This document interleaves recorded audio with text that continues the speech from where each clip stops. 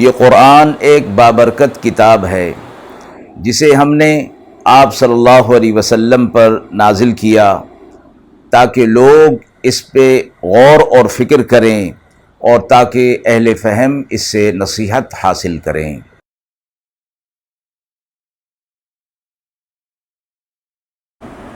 بسم اللہ الرحمن الرحیم۔ السلام علیکم ورحمۃ اللہ وبرکاتہ۔ ناظرین کرام، درس قرآن مجید کے آج کے اس پروگرام میں ہم سورہ فاطر کی آیت نمبر 38 تا آیت نمبر 41 کا ترجمہ اور تفسیر پیش کریں گے اور آخر میں پوچھے گئے سوال کا جواب ہوگا۔ اعوذ باللہ من الشیطان الرجیم، بسم اللہ الرحمن الرحیم۔ ان اللہ عالم غیب السماوات والارض انہ علیم بذات الصدور هو الذی جعلکم خلائف فی الارض فمن کفر فعلیہ کفرہ ولا يزيد الكافرين كفرهم عند ربهم إلا مقتا ولا يزيد الكافرين كفرهم إلا خسارا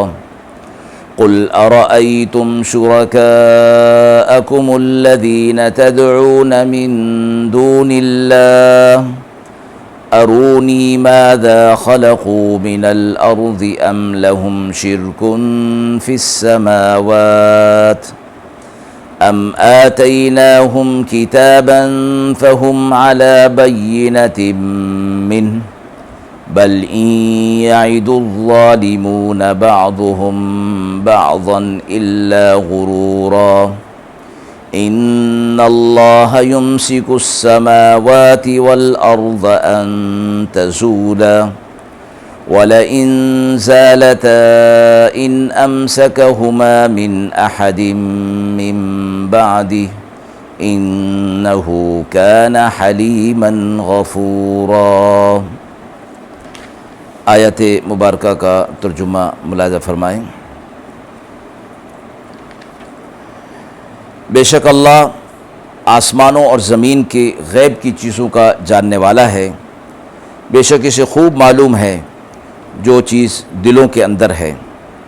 وہی ہے جس نے تمہیں قائم مقام کیا زمین میں، پھر کوئی ناشکری کرے تو اس پر ہی اس کی ناشکری پڑے گی، اور کافروں کے لیے نہ بڑھے گی ان کے انکار ان کے رب کے سامنے مگر یہ کہ بیزاری کا سبب ہوگا، اور کافروں کے لیے نہیں بڑھے گا ان کے انکار سے مگر یہ کہ نقصان۔ آپ کہہ دیجئے بھلا دیکھو تو اپنے شریکوں کو جن کو اللہ کے سوا تم پکارتے ہو، دکھاؤ مجھ کو کیا بنایا ہے انہوں نے آسمان میں، یا ان کا کوئی شریک ہے زمین میں کچھ بنایا ہے، یا ان کا کوئی شریک ہے آسمانوں میں، یا ہم نے دی ہے ان کو کوئی کتاب سو یہ سند رکھتے ہیں اس کی،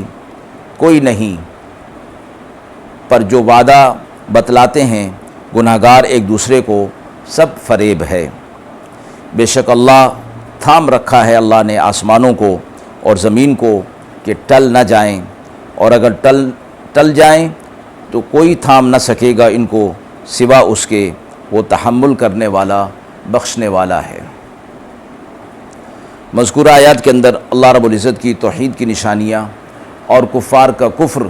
اور ان کی بیزاری اور ان کا نقصان کو ذکر کیا گیا، اور ساتھ ہی مشرکوں کے حوالے سے فرمایا گیا کہ اللہ تبارک و تعالی ہی سب کچھ کرنے والے ہیں اور ان مشرکوں کے ہاتھ میں کچھ بھی نہیں ہے، اور آخرت کے حوالے سے یہ لوگ جو فریب کے اندر پڑے ہوئے ہیں اور ایک دوسرے کے ساتھ جو وعدے کی بات کرتے ہیں وہ بھی سارا کا سارا فریب ہے، اور اللہ تبارک و تعالی نے آسمان اور زمین سب کو تھاما ہوا ہے۔ اللہ تبارک و تعالی حلیم ہے اور بردبار ہیں اور مغفرت کرنے والے ہیں۔ فرمایا گیا کہ عبادت کا حق اللہ رب العزت کو حاصل ہے، اس کے ساتھ کوئی شریک نہیں، اور جو لوگ اس کے ساتھ شرک کرتے ہیں ان کو سزا دی جائے گی، اور اللہ تبارک و تعالی حلیم ہے، بردبار ہیں کہ فوراً نہیں پکڑتے بلکہ مہلت ان کو دی ہوئی ہے۔ زمین میں انسان کے لیے فرمایا گیا کہ ہم نے اس کو قائم مقام بنایا ہے، اپنا نائب اور خلیفہ بنایا ہے، تو جو کوئی ناشکری کرتا ہے تو اس ناشکری کا وبال بھی اسی کے اوپر آئے گا، اور جو کفر کرنے والے ہیں ان کے رب کے سامنے ان کی آخرت میں بیزاری بڑھ جائے گی، اور آخرت میں ان کا نقصان بھی اور خسارہ بھی بڑھتا چلا جائے گا۔ آپ صلی اللہ علیہ وسلم سے فرمایا گیا کہ آپ ان سے کہہ دیجئے کہ جن کو تم اللہ کو چھوڑ کر تم پکارتے ہو، یعنی شرک کرتے ہو، شریک ٹھہراتے ہو، ذرا یہ بتاؤ کہ زمین میں ان کا کچھ ہے یا آسمان میں انہوں نے کچھ پیدا کیا ہے،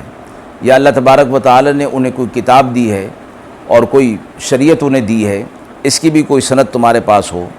فرمایا کہ سب ایک دوسرے کے لیے فریب کا باعث بنے ہوئے ہیں، ایک دوسرے کو فریب دے رہے ہیں۔ آیت کے حوالے سے سوال پوچھا گیا ہے کہ انسان کو زمین پر خلیفہ بنائے جانے کا کیا مطلب ہے؟ اللہ تبارک و تعالی نے دنیا میں انسان کو خلیفہ مقرر کیا اور بنایا ہے، اور خلیفہ کا معنی نائب ہوا کرتا ہے، اور نائب کی ذمہ داری نہ صرف یہ کہ وہ خود اللہ تبارک و تعالی کی اطاعت کرے، بلکہ اللہ تعالی کے حکم کو اور اس کے قانون کو دوسروں پر بھی نافذ کرے، اور اس کے لیے جتنی اس کی کوشش ہو سکتی ہے اس کو انجام دے۔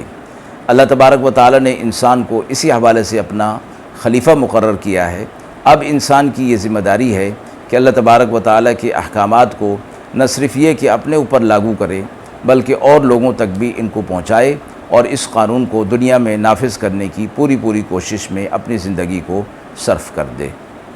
وآخر دعوانا ان الحمد للہ رب العالمین۔